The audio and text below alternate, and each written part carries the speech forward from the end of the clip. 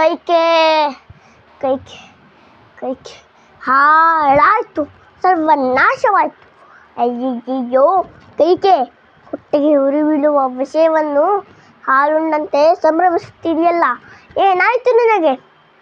ತನ್ನ ಮಗನಿಗೆ ಅನ್ಯಾಯವಾದರೂ ಸರಿ, ಕಂಡವರ ಮಕ್ಕಳ ಏಳಿಗೆಯನ್ನು ಕಂಡು ಸಂಭ್ರಮಿಸುವ ತಾಯಿ ಎಲ್ಲಾದರೂ ಉಂಟೇ? ರಾಮ ರಾಜನಾದರೆ ಇಡೀ ಅಯೋಧ್ಯೆಯನ್ನು ತನ್ನ ಮುಷ್ಟಿಯಲ್ಲಿಟ್ಟುಕೊಂಡು ಹೇಗೆ ಎಲ್ಲರನ್ನು ಬುಗುರಿ ಬುಗುರಿ ಆಡಿಸುವಂತೆ ಆಡಿಸುತ್ತಾನೆ. ಆಗ ನಿನ್ನ ಮಗ ಅವನ ದಾಸನಾಗುತ್ತಾನೆ. ಅಷ್ಟೇ ಅಲ್ಲ, ನೀನು ಕೂಡ ಅವನ ದಾಸಿಯಾಗುತ್ತೀಯ.